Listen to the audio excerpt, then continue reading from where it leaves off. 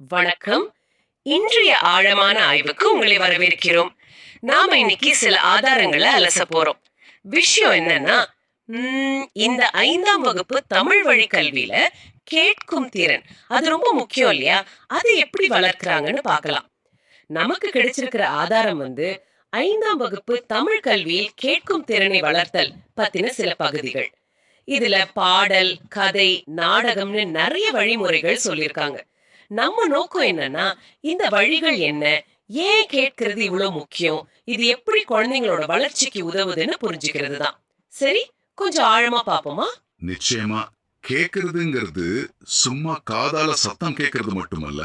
அது மொழிய புரிஞ்சுக்கிறது, தகவலை உள்வாங்கிறது, யோசிக்கிறது. ஏன் நம்ம உணர்ச்சிகளை கட்டுப்படுத்துறது வரைக்கும் போகுது. உண்மையிலேயே இது அறிவோட நுழைவாயில்னே சொல்லலாம் இல்லையா? இந்த ஆதாரங்கள் 5ஆம் வகுப்பு பாடத்திட்டத்துல இவ்ளோ கவனமா பலவிதமான டீச்சிங் டூல்ஸ் நீங்க சொன்ன மாதிரி பாடல், கதை, நாடகம்னு யூஸ் பண்ணி இந்த கேட்கும் திறனை இம்ப்ரூவ் பண்றாங்கன்னு நல்லா சொல்லுது. இது வெறும் மொழித்திறன் மட்டும் இல்ல, அவங்களோட சைக்கலாஜிக்கல் வளர்ச்சி, சோஷியல் ரெஸ்பான்சிபிலிட்டின்னு பல விஷயங்கள்ல தாக்கத்தை ஏற்படுத்துது. சரி, அப்போ இந்த வழிமுறைகள் ஒவ்வொன்றையும் கொஞ்சம் பார்க்கலாம். முதல்ல பாட்டு. குழந்தைங்களுக்கு ரொம்ப பிடிக்கும் இல்லையா? ஆதாரம் சொல்லுது இது குழந்தைகளின் மனசை நேரடியா தொடும்னு. உதாரணத்துக்கு, சூழலை காக்கும் சக்தி நம் கையில்னு ஒரு பாட்டு. இது மரம் நடுறது, சுற்றுச்சூழலை பாதுகாக்கிறதுக்கு எல்லாம் தூண்டுதுன்னு இருக்கு. கேட்க நல்லா இருக்கு.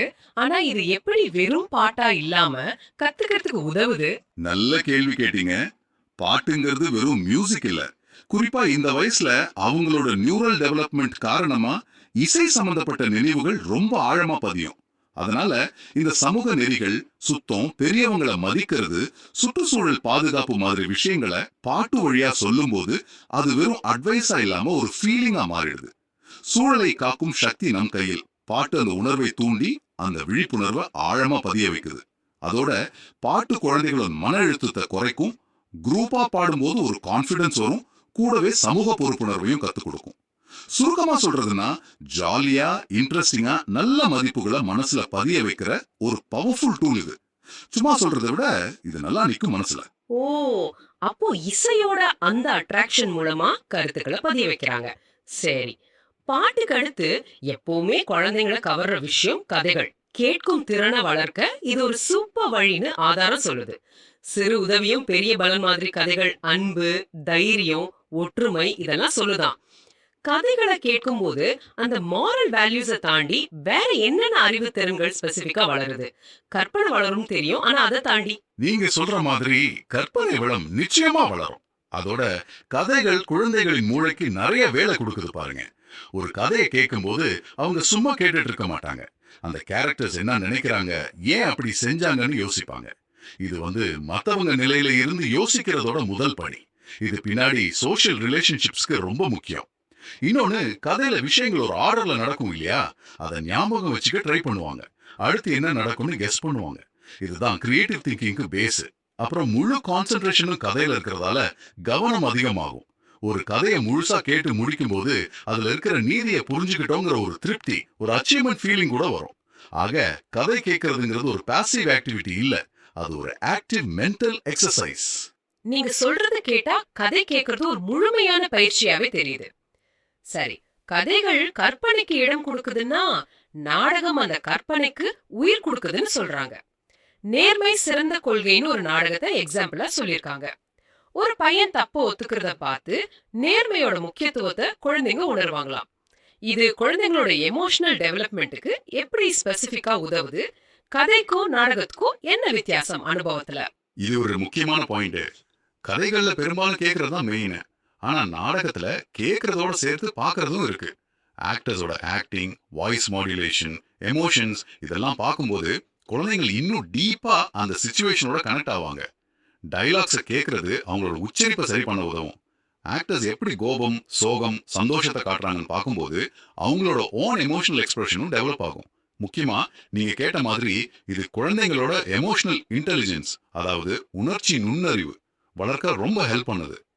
எமோஷனல் இன்டெலிஜென்ஸ்னா சிம்பிளா சொன்னா நம்ம உணர்ச்சிகளையும் மற்றவங்க உணர்ச்சிகளையும் சரியா புரிஞ்சுக்கிட்டு அதுக்கு ஏத்த மாதிரி நடந்துக்கிறது.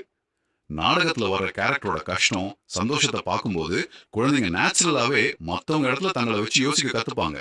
இது கருணை, புரிதல் இதெல்லாம் வளர்க்கும். ஆமா, 5ஆம் வகுப்பு குழந்தைங்க எந்த அளவுக்கு புரிஞ்சுப்பாங்கன்னு தோணும். ஆனா இது ஒரு ஆரம்பம் இல்லையா? கரெக்ட். இது ஒரு தொடர் பயிற்சி. நாடகம் அதுக்கு ஒரு நல்ல ஸ்டார்டிங் பாயிண்ட் கொடுக்குது. ஓஹோ, அப்போ நாடகம் பார்க்கிறது, கேக்குறது, உணர்வதுன்னு பல விஷயங்களை சேர்த்து குறிப்பா எமோஷனல் இன்டெலிஜென்ஸ்க்கு முக்கியத்துவம் கொடுக்குது. சரி, எமோஷன்ஸ் ஒரு பக்கம்னா அறிவுக்கு தீனி போடுற உரை அல்லது பேச்சு, வார்த்தைகளுக்கு ஒரு பவர் இருக்குன்னு ஆதாரம் சொல்லுது. தமிழ் மொழி எங்கள் பெருமை மாதிரி தலைப்புகள்ல பேசுறத கேட்கும்போது மொழிப்பற்று, நாட்டுப்பற்று இதெல்லாம் மனசுல பதியும்னு சொல்றாங்க. இதுல என்ன குறிப்பிட்ட கேட்கும் திறன்கள் வளருது? வெறும் இன்ஃபர்மேஷன் கேக்குறது மட்டும்தானா? இல்ல, வெறும் இன்ஃபர்மேஷன் மட்டும் இல்ல. உரைகளை கவனமா கேட்கும்போது குழந்தைங்க புது புது வார்த்தைகளை கத்துக்குவாங்க. அந்த வார்த்தைகளோட சரியான மீனிங், உச்சரிப்பு இதெல்லாம் கவனிப்பாங்க. ஒரு பேச்சோட மெயின் ஐடியா, அதாவது அந்த ஸ்பீக்கர் என்ன சொல்ல வராருங்கிறத புரிஞ்சுக்கிற திறன் வளரும். இது ரொம்ப முக்கியம். ஏன்னா பின்னாடி கிளாஸ்ல லெசன்ஸ் கவனிக்கிறதுக்கும் பப்ளிக் அனௌன்ஸ்மெண்ட்ஸ் புரிஞ்சுக்கிறதுக்கும் இதுதான் பேஸ். அதோட நல்லா பேசுறவங்களை கேட்கும்போது எப்படி தெளிவா கோர்வையா பேசணும்னு ஒரு ஐடியா அவங்களுக்கு வரும்.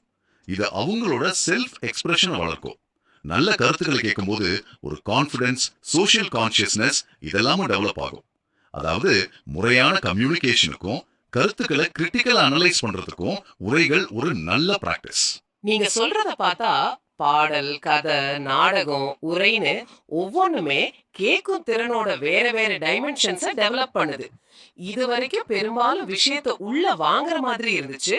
இப்போ அடுத்த ஸ்டெப் போலாம். சொற்போர், கலந்துரையாடல் இதுங்க சும்மா கேட்கறதோட நிக்காம கேட்டதுக்கு ரெஸ்பாண்ட் பண்ணவும் பழக்குதுன்னு சொல்றாங்க. பாதுகாப்பான சுற்றுச்சூழல் நம் பொறுப்பு மாதிரி டாபிக்ல டிஸ்கஸ் பண்ணும்போது ஸ்டூடெண்ட்ஸ் அவங்க எக்ஸ்பீரியன்ஸை ஷேர் பண்றாங்க, ஒருத்தர் கிட்ட இருந்து இன்னொருத்தர் கத்துக்கிறாங்கன்னு இருக்கு. இது எப்படி முதல்ல பார்த்த மெத்தட்ஸ்ல இருந்து ஃபண்டமெண்டலா மாறுபடுது? இதுல என்ன சவால்கள் இருக்கும்? இது ரொம்ப முக்கியமான ஒரு ஸ்டெப் அப்.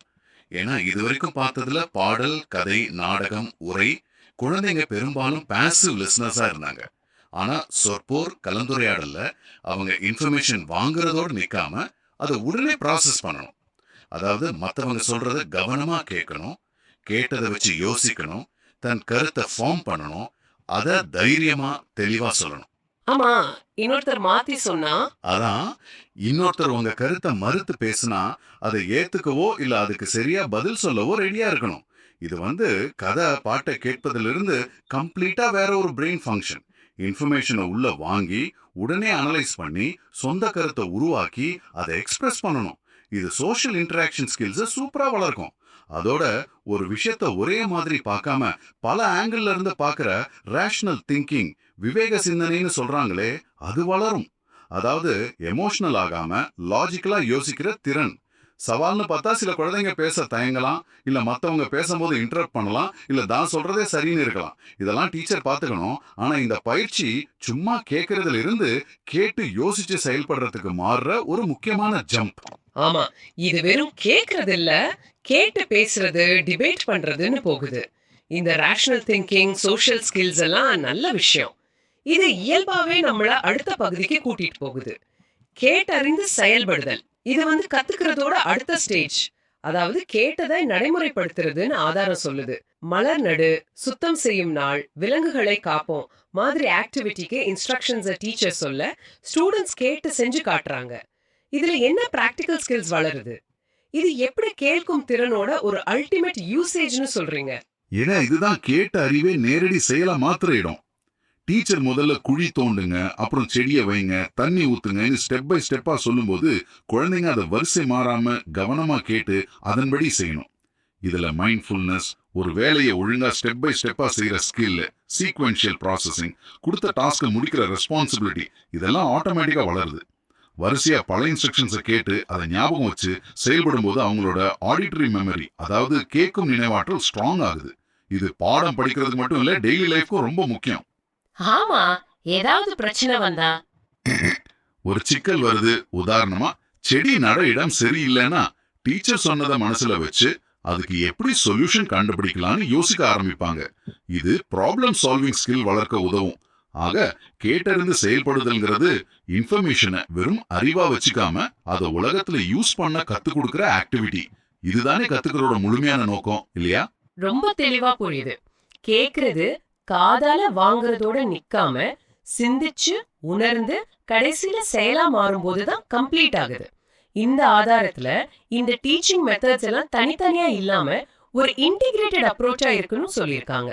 ஃபர்ஸ்ட் டேர்ம்ல பாட்டு கதை மூலமா கேட்கும் திறன் திங்கிங், செகண்ட் டேர்ம்ல நாடகம் உரை மூலமா social values emotional control, third டேர்ம்ல சொற்போர் டிஸ்கஷன் ஆக்டிவிட்டி மூலமா இன்டராக்ஷன் பிராக்டிக்கல் நாலேஜ்னு ஒரு ஸ்டெப் பை ஸ்டெப் டெவலப்மெண்ட் மாதிரி தெரியுது. அப்போ சுருக்கமா சொன்னா 5ஆம் வகுப்பு தமிழ் சிலபஸ்ல கேட்கும் திறன் வளர்ச்சிக்கு ஒரு சென்ட்ரலான ஃபண்டமெண்டலான இடம் இருக்குன்னு எடுத்துக்கலாமா? மிக சரியா சொன்னீங்க. அந்த இன்டெகிரேட்டட் அப்ரோச் ரொம்ப முக்கியம். இதோட ஓவரால் இம்பார்ட்டன்ஸ் பாத்தீங்கன்னா, இது வெறும் தமிழ் பாடம் சம்பந்தப்பட்ட விஷயம் இல்ல. இது மொழி வளர்ச்சிக்கு பேஸ். நல்லா கேட்டாதான் நல்லா பேசவும் எழுதவும் முடியும். இது குழந்தைங்களோட சைக்கலாஜிக்கல் டெவலப்மெண்ட்டுக்கு foundation, concentration, memory, emotions control எல்லாம் இதுல வருது. அதையும் தாண்டி இது ஒரு நல்ல மனிதர்களை கொண்ட ஒரு ஹியூமன் சொசைட்டியை உருவாக்குறதுக்கான வழிகாட்டி. ஏன்னா ஆதாரம் சொல்ற மாதிரி பாடல், கதை, நாடகம், உரை, கலந்துரையாடல்னு இந்த எல்லா வழிகளும் குழந்தைகளோட மனசுல நன்மை, நம்பிக்கை, நாகரிகம், மத்தவங்கள மதிக்கிறது மாதிரி பேசிக் ஹியூமன் வேல்யூஸை விதைக்குது. அதனால கேட்கும் திறனை வளர்க்கறதுங்கிறது வெறும் லாங்குவேஜ் டீச்சிங் இல்ல, அது ஹியூமன் வேல்யூஸை உருவாக்குற கல்வியோட உயிர்நாடுன்னே சொல்லலாம். அப்போ இன்னைக்கு நம்ம பார்த்ததுல முக்கியமான விஷயம் என்னன்னா, 5ஆம் வகுப்பு தமிழ் பாடத்திட்டம் கேட்கும் திறனை வளர்க்க ரொம்ப கிரியேட்டிவா பலவிதமான இன்ட்ரெஸ்டிங்கான வழிகளை யூஸ் பண்ணுது.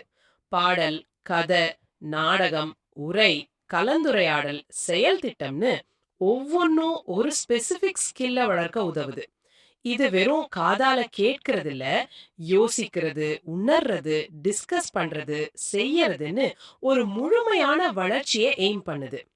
இந்த அடிப்படை திறன் குழந்தைங்களோட மொழி திறன்ல ஆரம்பிச்சு அவங்களோட சோஷியல் ரெஸ்பான்சிபிலிட்டி, ஏன் பிற்காலத்துல அவங்க எப்படிப்பட்ட மனுஷங்களா இருப்பாங்கன்ற வரைக்கும் இம்பாக்ட் பண்ணுதுன்னு புரியுது.